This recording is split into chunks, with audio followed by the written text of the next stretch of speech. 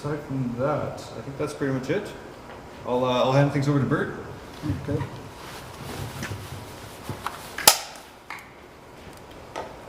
Okay, can you guys hear me? A little bit louder. A little bit louder? That's good. How's that? Okay, we'll see how this goes.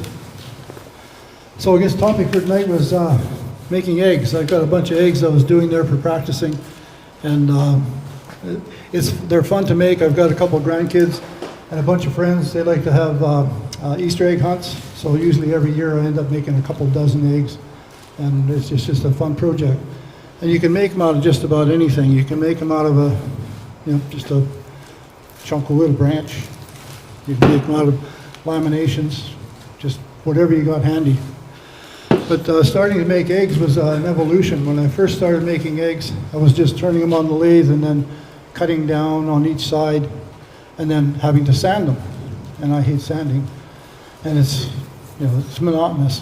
So then I went to a symposium one time and they talked about making devices like this, where you can put an egg in it. It's just a piece of wood with a chucking mechanism on one end. You cut a bunch of slots, put a hose clamp, and you can slide an egg in there. The only challenge is that not all the eggs are exactly the same size. At least when I'm cutting them, they're very seldom the same size. So that was an evolution. I thought I had to do something a little better than that. So then I went to another symposium, and there was a fellow by the name of Al Stratton. I don't know if any of you guys see him on YouTube. He's got a whole bunch of videos, but somewhere he'd seen somebody take a fitting. It's an irrigation fitting, and you mount it in a block of wood, and you modify the jig so that you can put an egg in it and clean the end up. Right, so when this thing is in place, it protrudes far enough that you can get in there and use a tool to take the nub off, and you can sand it and finish it and do everything on the lathe. You don't have to sand it by hand. And this is homemade. The coupling was $9.90 at Home Hardware, not Home Depot, Home Hardware. They're $9.90 for the coupling, and when you get one coupling, you got enough to make two. I bought the 2-inch ones this time around. The first time when I had my small lathe, before I bought a bigger lathe, I made one with an 1.5 inch coupling, and it worked for quite a few years. And then I started making bigger eggs, so I got a bigger coupling. This will do probably up to a 3-inch egg. But when you're doing a bigger egg, you need to change this disc in there that holds it. So, and this has been an evolution as well. So there's a disc that fits in the top of that egg chuck, and it'll do about probably a 2.5 to 2 3/4 inch egg. It'll still, part of the egg will poke through and let you finish it. There's one for a different size egg. And I started making these out of aluminum because you can turn aluminum on a wood lathe and they don't bend. One of the challenges I'd had with one of these, I thought I had a sample, yes. So here's one of my early discs that I had made for an egg. And what ended up happening was when I was pushing the egg in the clamp, it actually broke this disc, so I had to make another disc. It's not the end of the world, just have to make another disc. But I didn't want to break any more, so that's when I started making them out of aluminum. But I don't make them out of aluminum every time, I just make them when I need one. So I've got 2 aluminum ones, and I've still got probably half a dozen wooden ones, and I'll just keep going until they break. Okay, I guess I'll show you the process of making my eggs first. I do it mostly with a skew. You can use a parting tool, a skew, a parting tool, and what else would I use? A spindle gouge, just about any tool you want. But I like working with a skew, so that's what I'll use tonight. Because with a skew, you can do peeling cuts to get things cleaned up real quick. You can do real nice finishing cuts.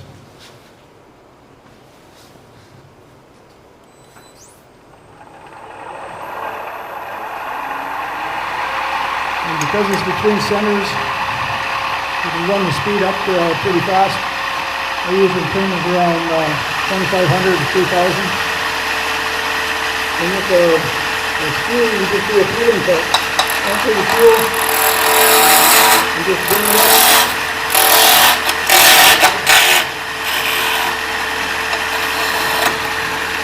And the beauty of the safe drive is if you get too aggressive, it'll actually stop.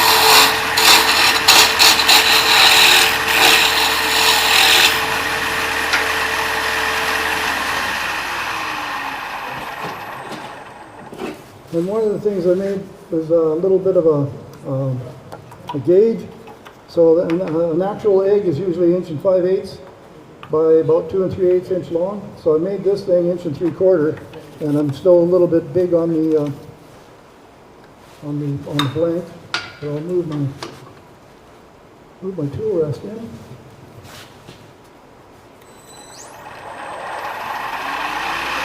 And I'll take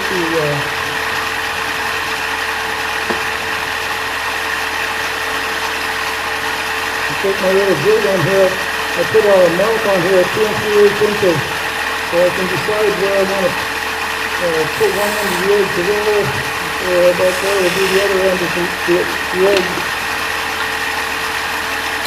And then I take the mark up.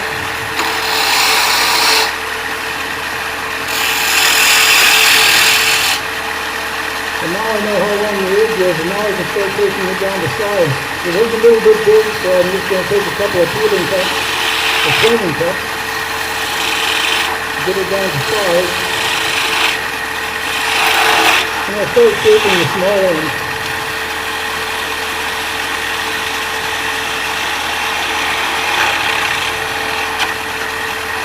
And little chops like that doesn't bother me because I've got a little small end in there.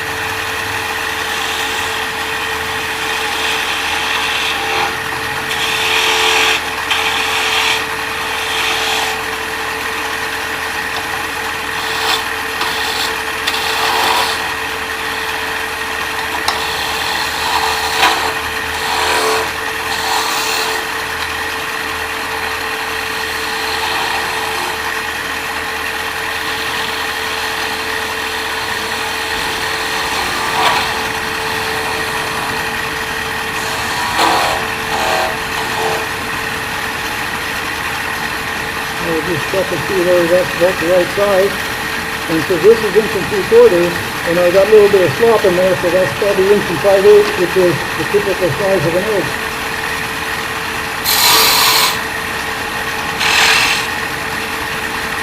What I would do at this point, I won't do a lot of sanding, but at this point I sand the center of the body. That's 1 plane. I very seldom sand any more than 220 on the edge.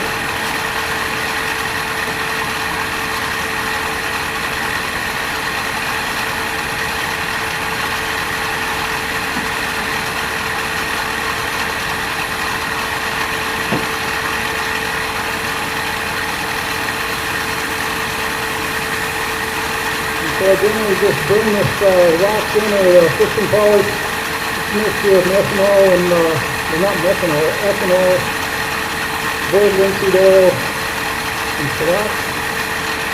And on this one here, I've got a little bit of wax mixed in with it.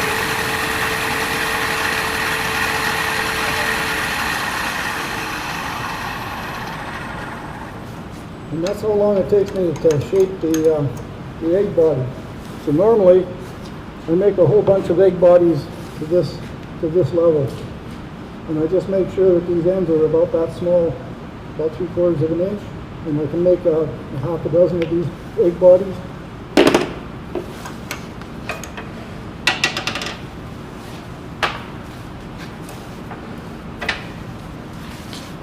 And then I'll take the egg chuck.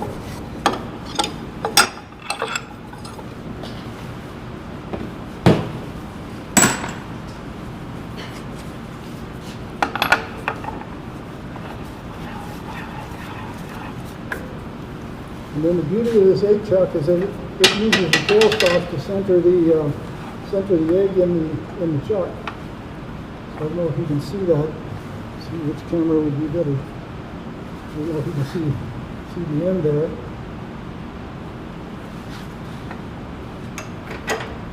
I just use the tailstock to center the egg, and then I tighten up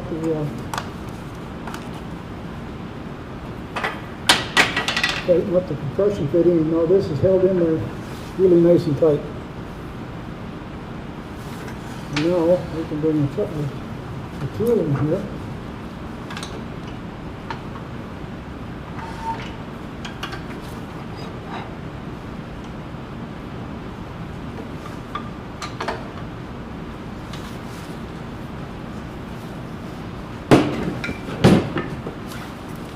And again, I like using the skew, so I'm going to go ahead and continue on using the skew. And when I'm doing this, it's a little bit hard.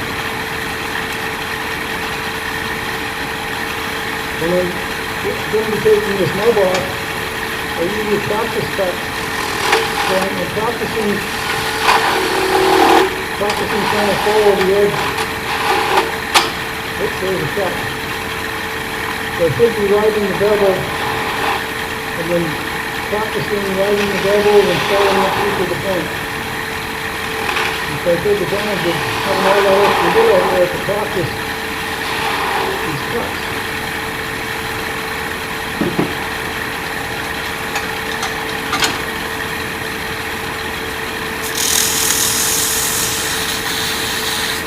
And again, I'm just polishing it up with a little bit of sandpaper.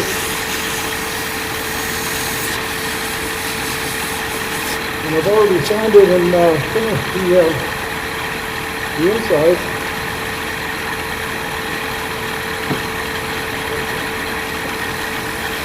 And then I just put a little bit of finish on here and burnish it in.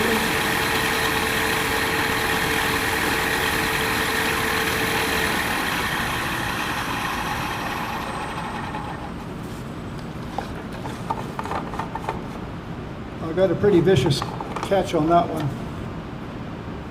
It wouldn't be a demonstration if I didn't screw up something.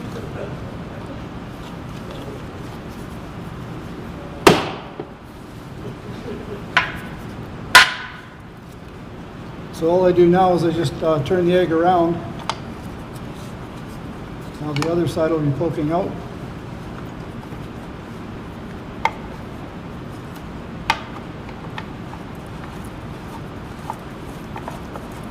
And then again, I run the tailstock up and get it centered on the egg. Push the egg in.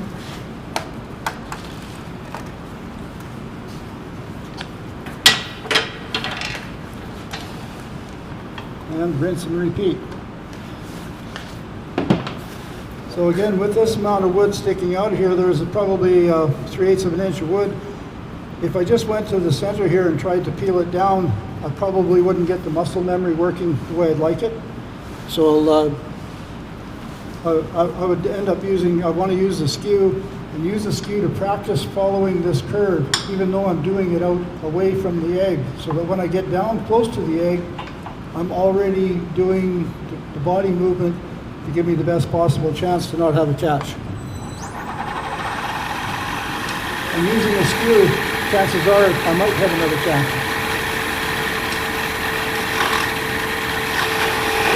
I'm just trying to find where I can ride the bevel and then move my body sort of kind of following the arc that the egg's going to be.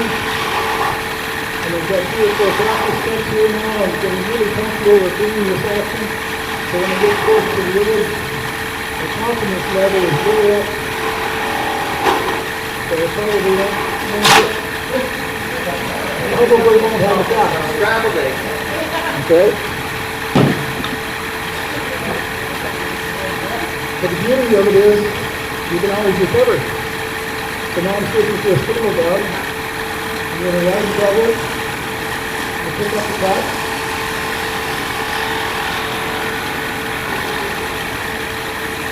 And let's just take a look at how badly mangled this one is. This one's pretty badly mangled. I would probably change and put a smaller chuck on and make a smaller egg. Yeah, pull it egg, yeah. But the beauty of it is, it's a small piece of wood. And what would a demonstration be without a catch?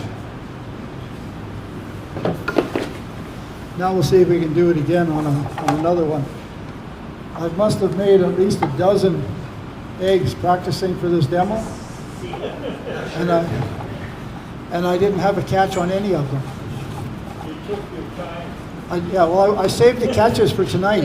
I didn't want to waste them all, so I had to save them for tonight. But again, the ease of operation on this is pretty simple. Where you bring the tailstock up and get it so that it's in the center.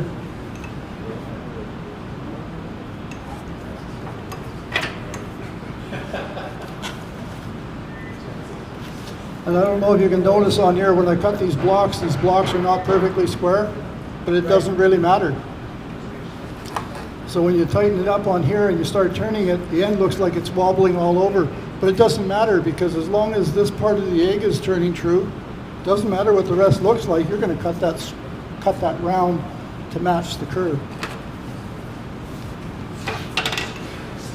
And again, I think it's great skew practice, because everybody knows if you have a skew and you screw up, it lets you know right away. It doesn't hurt anything, but I'll use a spindle gouge on this one just for those that like to see a spindle gouge. And the same thing, when I'm starting to do the spindle gouge, I will use it in multiple practice cuts. So I'll start here and just practice as if I was following this curve. And then when I do get down to it, I'm already used to riding the bevel and moving my body, because I'm not using my arms, I'm using my body to move the tool.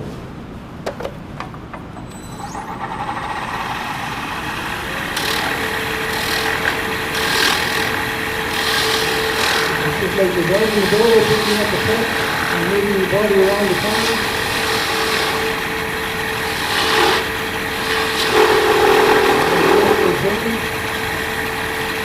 The bevel picks up a little bit of a cut.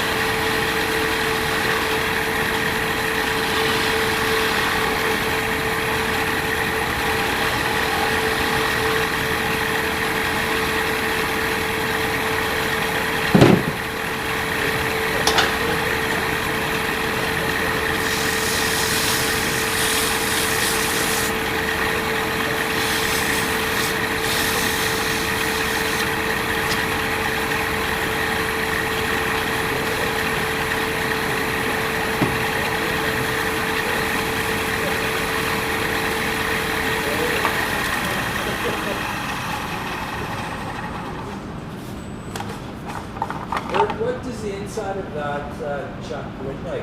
I'll show you in a bit. As soon as I'm done with this one, I've got part of the process tonight is I've showed you how to make the eggs. That doesn't take very long.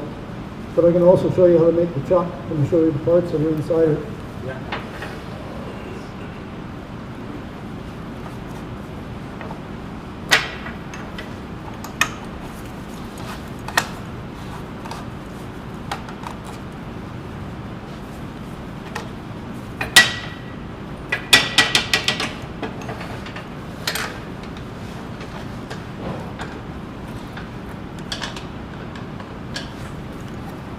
You can see how this looks like it's going to be wobbling all over, but this can wobble all at once. This part's running true, and that's the part you need to mimic. And again, I like to do lots of practice cuts so that you get your body motions right before you get close to the final cut. You're just taking a whole bunch of finish cuts.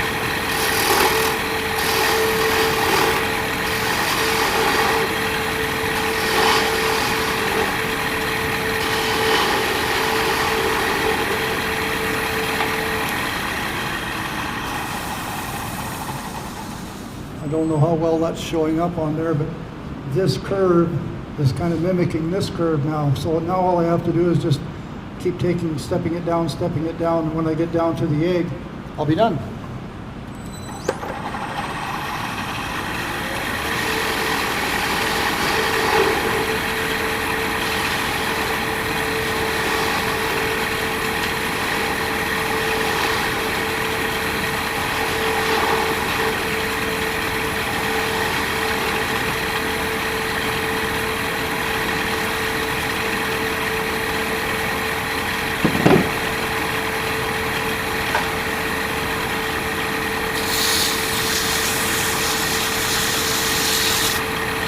of the reasons I like to make eggs using a screw is that when the ones that I don't have a cap on, the pot is so clean that you barely have to do any sanding at all.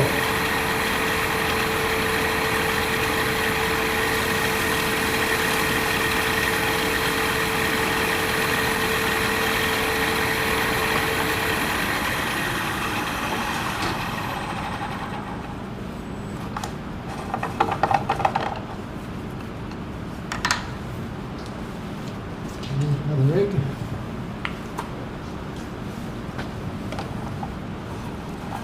So now the egg chuck itself. The egg chuck has a whole bunch of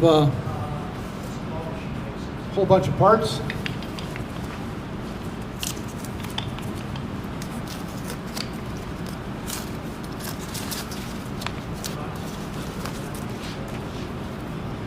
You start with a block of wood. I just took a block of wood, drilled it, tapped it, and I put a groove in it. Once I had the hole tapped so I could put it on the lathe, then I turned a groove that matches the bore of the coupling. And the coupling will pop. I scratched the outside of the coupling enough to get some grooves so that the epoxy will have something to bite on. Put that in the wooden block and epoxy it.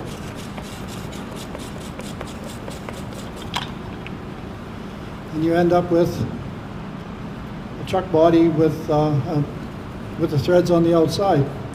Now, in order to make pieces that are going to hold an egg, I just make a little piece like this. It's got a taper on the inside. It'll hold it'll hold the egg on the inside of the chuck. And you'll notice that I've got a hole in there. I've got a hole in this.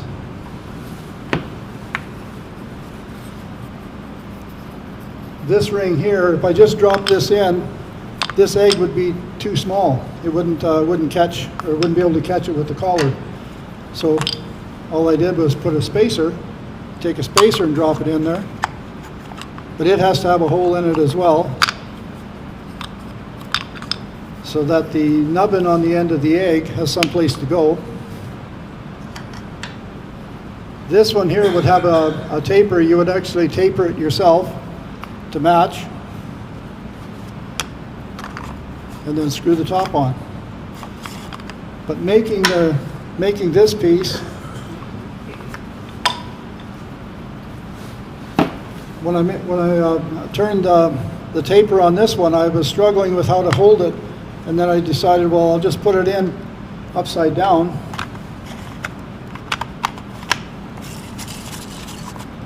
And of course, this is already epoxied into the base. Screw this down nice and tight. Now this is in upside down. This is the part that's going to be shaped to the egg. But there's more than enough room to mount this on your chuck and turn the inside. So if we mounted this on the chuck, you can see there's enough room here. I can get a tool in and put a taper on it so that the taper would roughly approximate the egg. And then I usually put in some foam.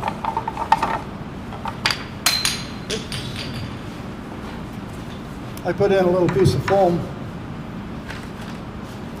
on both the bottom and the top, so that when you put an egg in there, it'll protect the egg so the wood doesn't mark up the nice egg that you finished.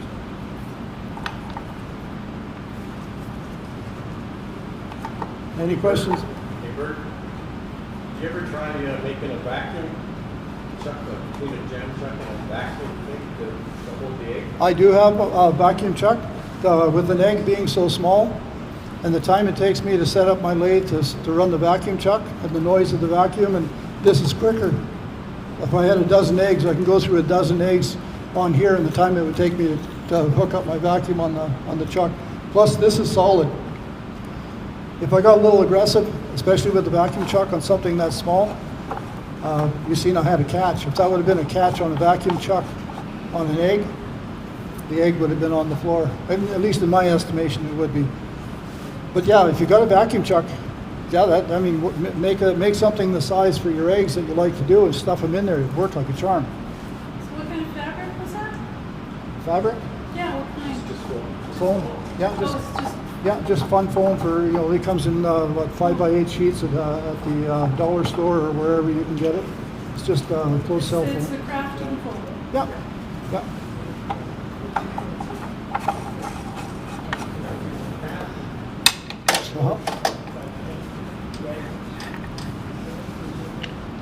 So how many people have ever threaded a block? Have you ever seen how threading is done? A few of you have done it. I've seen it. Do you want to see how it's done? Okay. I came prepared. Again, so between centers, I just took a block of wood, knocked the corners off, not a big deal. Put that between centers.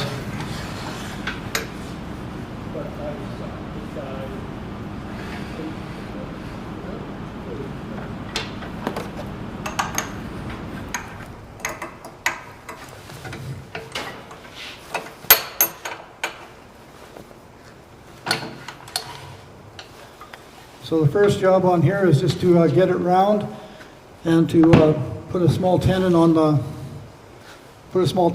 back side here. Because one of the things this little tenon does, it allows me to grab it with a chuck so that we can thread it. But in addition to that, once it's threaded, you need that tenon to run up against your spindle boss. So then it centers the block of wood on the spindle. So that's really important. I'll take a spindle gouge. This is cross grain work, and you probably would normally use a bowl gouge, but Raffin says you can use a spindle gouge for anything, and they had spindle gouges before they discovered bowl gouges, so I'll go ahead with a spindle gouge. I would never use a skew to straighten this up, though. I would always use a gouge of some kind, bowl gouge or a regular spindle gouge. Load the builders, pick up the foot, move my body back over.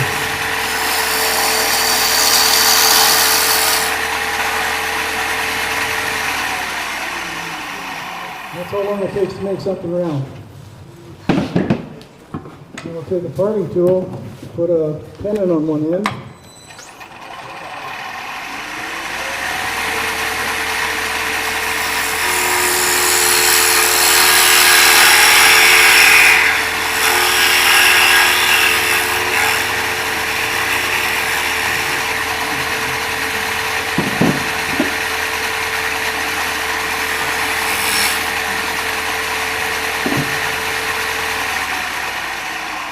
You would size the tenon so that the tenon would fit in the chuck. Bert, Yep. what's the difference between a spindle gouge and a bowl gouge? Cross-section material is heavier than a bowl gouge, and the what do they call that? The flute. The flute on a spindle gouge is generally cut a little deeper.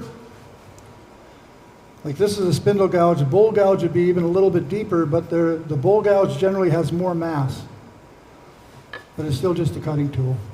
But spindle roughing gouge is a different tool altogether. A spindle roughing gouge is, it's not made out of bar stock, it's forged, and they have a weak point right at the handle, and they'll bend over, and I've seen people do that. I've seen people break them.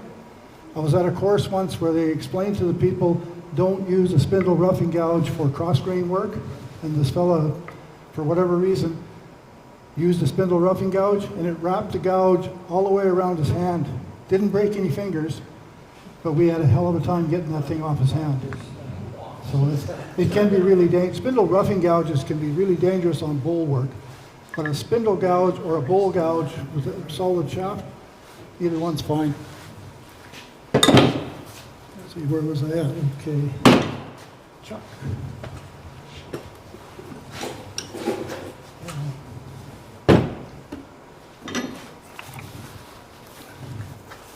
I need to put my adapter on here. Or maybe we could probably use a flow chuck.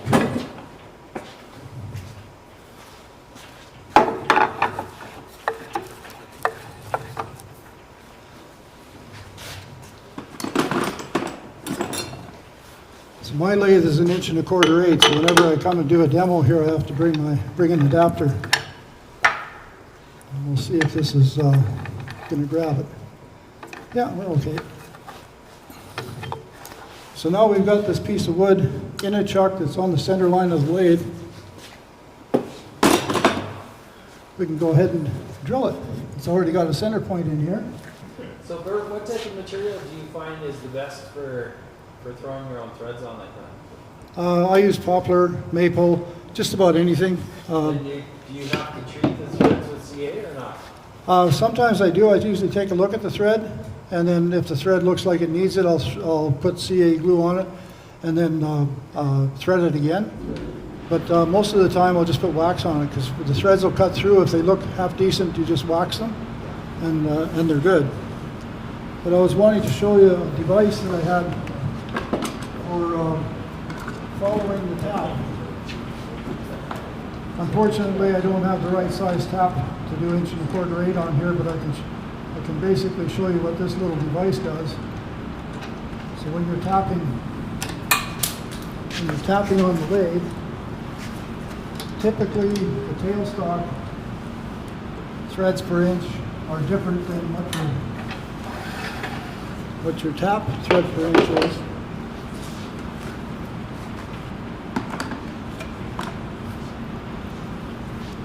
So we can do a little bit on the bottom here, but basically what this is happening is, you'll notice on here, and you see it on the, there, this is spring loaded.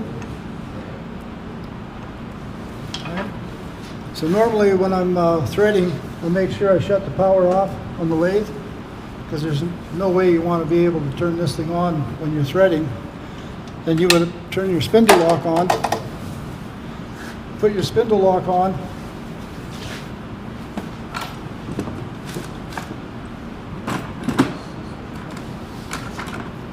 that really bothers me. I don't know where that other tap was, because I had both of them in the box when I left home, or I thought I did.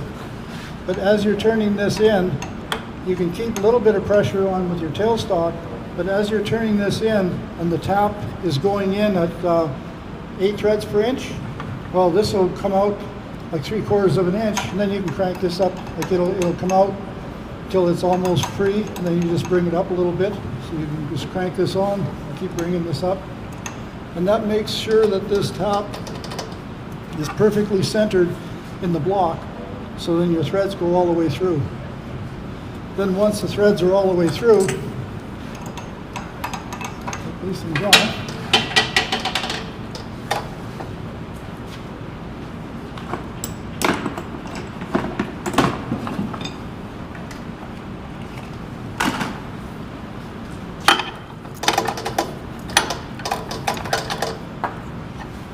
Or you could just put that threading device in the chuck. The threading device. The tap, sorry, yeah. No, because you got to hold the wood. You got to hold the block. On the other end. How's that? Put the tap on the drill chuck. Yeah. And then put out that other piece there. Oh no, because this little piece is spring loaded, Yeah. and your tap is going in at this particular block. I think is. That'd be exactly right. I can use it. I can use this one because this one's actually tapped 1'8". Maybe that's what I was thinking when I put the blocks together. So if you pictured this block with a 1 inch or a 7/8 hole in it, you'd bring this tailstock up and you push it in until it's bottomed out. This is locked, and now this spring in here is going to keep pressure on the tap. So as you're turning the tap in, you'll see this is extending. Yeah. So once it's extended, you don't want it to come off so that it's loose on the pin. You just bring the tailstock up, put a little more pressure on, and you keep on cranking. Because this threads per inch is not 8 threads per inch. And when I used to do it, I used to turn this one, and you're always kind of walking along back, and it's doable. But I think that little piece here cost me $20 Where did you get it? on Amazon. And so that a bottoming tap or is it a special tap? This tap is a Beal tap for cutting wood. So it's a Beal tap made for cutting spindle threads. But this tap follower is a machine tool. It's a machining tool. Tap follower, yeah. And that gives you the ability to keep a little pressure on to keep the tap perfectly straight, so you know that when you're tapping in, you're getting perfectly straight threads. What would you call that piece? This? It's a tap follower. Tap Follower, yeah. So once you've got it threaded, then you can turn around and take the top out.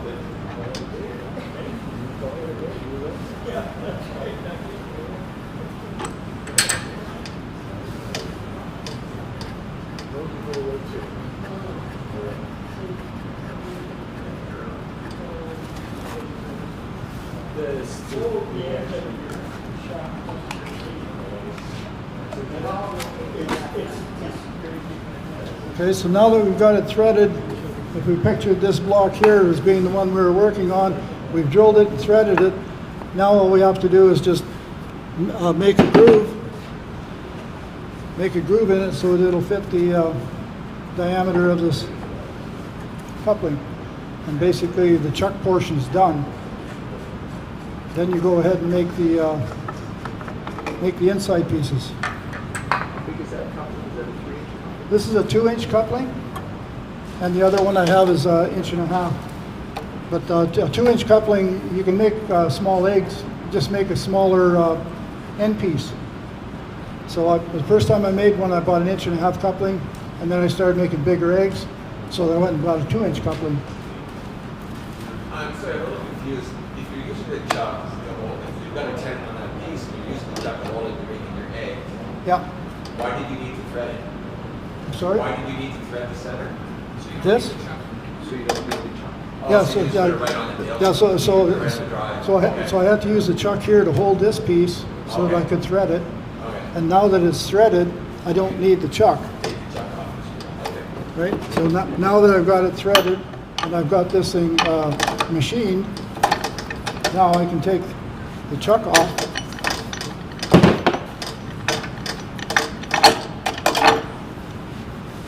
Take the chuck off, and I can screw my chuck right on the lathe. So I don't need a mechanical chuck to hold the eggs. This particular one's got an adapter because I'm 1.25 inches 8 and this is M33. But from here on out, that's exactly what this is. Just a piece of wood, a half a coupling, a couple of blocks of wood. One of the things to note too, I'll pass this around. I had to modify the coupling top because they normally come with a rubber grommet in there to hold on to the 2-inch pipe that it's designed for. Well, we don't use the rubber gasket, but inside you can see where I've marked it with a felt pen. That's on a bit of a taper because that actually squeezes the rubber. But for holding a piece of wood, it's easier to make just to make a square shoulder, and you drop the square shoulder in until it comes out flush with the coupling. I can hand those around. So this one's modified and this one isn't.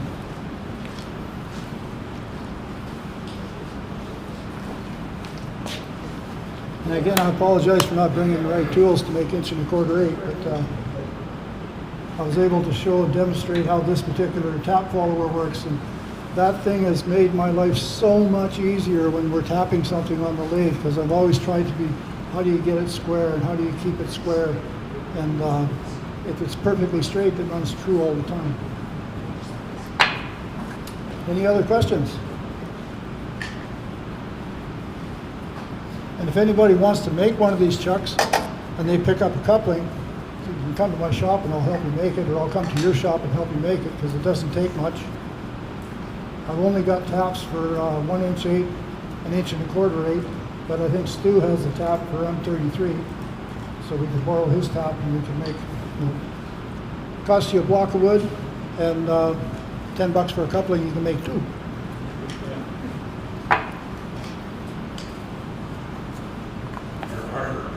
What's that? You're hired. Okay, yeah, you're right, Jack. We can do that.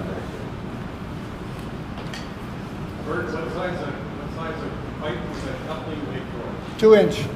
So this one was 2 inch. These ones were 1.5 inches. And so the very first one I had a 1 inch lathe. So I made one 1 8" for my little lathe. And then I got a bigger lathe. I started making bigger chucks. So I had the other half of the 1 inch, 1.5 inch coupling. So I made a 1.25" 8" chuck. Then I found out that my eggs were still too big, so I had to get a bigger piece of plastic. But it cost me $10 to get 2 more, so it's pretty easy. So you mount those right to your lathe head. Do you need anything like think about when it rubs against the motor? Yep, back on here, yep, Yeah. absolutely. And that's exactly what I mentioned about having to put this relief in here. What is that? That's the relief that comes up against Okay. the shaft on your lathe. You got to screw it right in until it comes up flush against the And flat. that relief have like a felt or something on it? No, it's just steel on steel. It's just like you're putting a regular chuck on. Okay, yeah. Because the only difference is this is wood Yeah. and this one's steel. But when you put a flat surface up against a flat surface, it squares the center of the hole. So even if your threads are a little bit loose, it doesn't affect it because it's pulling in up against a flat surface. So I don't know if you noticed, it looked like maybe the end of the coupling was wobbling or whatever. I don't worry about that because the egg is the part that's important and it's running true. Right? As long as the center line is true, then your egg is running true.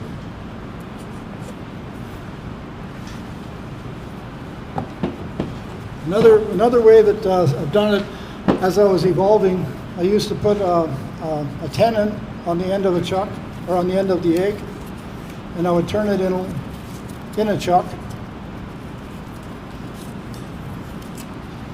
So I would turn that on the lathe. This would be held in the chuck, and you turn the egg, and you can polish the end beautifully. Then you got to fix this end. What do you do with this end? So I would end up cutting that off, and then I'd be back to sanding again.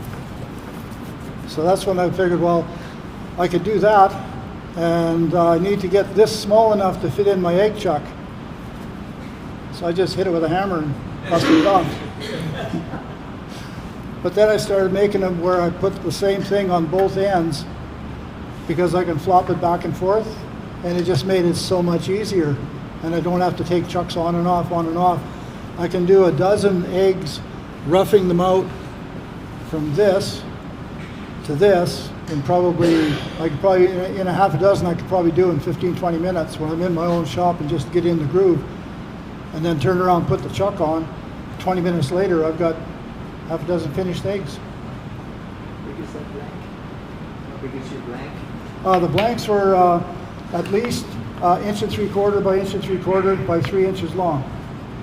And the reason I went 3 inches long is because the egg is 2 3/8, and I can take a parting tool on either end and get the end down to a reasonable size to fit in the egg chuck. And then the 2 3/8 gives you lots of room to turn.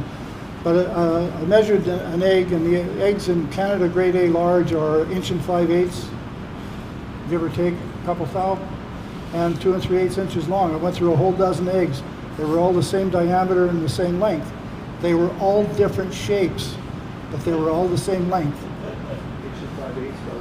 1 5/8" by 2 3/8". Yeah. But they were all different shapes. So that's why I don't worry about the shapes of them anymore. I just make them the right length and just, well, whatever they are. That's what the old egg, that's what the old hen cranked out. Maybe she had a tight sphincter or something and changed the shape. Because you make so many, do you just sell them at craft stores or you just give away to? Well, we got grandkids and friends and family, so that's usually who gets them. I've never sold eggs at a craft show, although I probably could. If you had a little bowl with a half a dozen eggs in it, yeah, you could probably sell them. I imagine you could. I never have, but I mean, at this time of year, I think they'd go really quick. And they're fun, and you can make up any kind of an egg that you want, like any piece of scrap wood. I just had a bunch of scraps, I just glued them together. And then another thing that some folks well, some people have asked me, well, how do you get this perfectly centered on either side? I don't know if this probably isn't a good one, but I don't. Most of the time I make sure I put them off center. So if somebody asks, I plant it that way. I think if you notice the ones on the eggs on the bowls there, whatever they were, I just stuck them in there and cranked them. I didn't really care. I even tried one where I wanted to get it corner to corner, but the 1 3/4 wasn't big enough in the center. So when I do that one, I have to make a bigger block and then take this corner off and this corner off and spin it this way. So that would just give just a little different look. So you're only limited by your imagination when it comes to making eggs. And like I say, making them out of branches, this is Caragana. I don't know how many eggs I've made out of Caragana. That's fantastic wood because the colors are amazing. They're purples and browns and white and yellow and whatever. And it's just a little stick. As long as it's 1 3/4 in diameter, it'll make an egg. When you cut your Caragana, do you have to wait a long time to use it? Well, the time it comes from the truck into the lathe, and So it doesn't If you- just split on you after? well, if you turn it green right away and it splits, it's a cracked egg. You've got to crack an egg to make an omelet. This one here, I think, is something that I either got it from Jack or from Wayne. It's been probably, if this came from Wayne, it was sitting in the attic of his garage for about 15 years.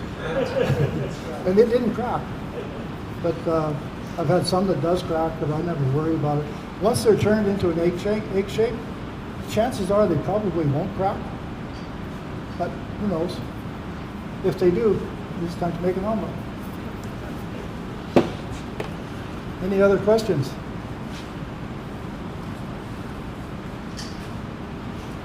Thanks, Dave. And again, if anybody wants to make some of these, just give me a shout. You can either come to my shop or I'll come to your shop, and and Jack will definitely come to your shop and make one, and go from there.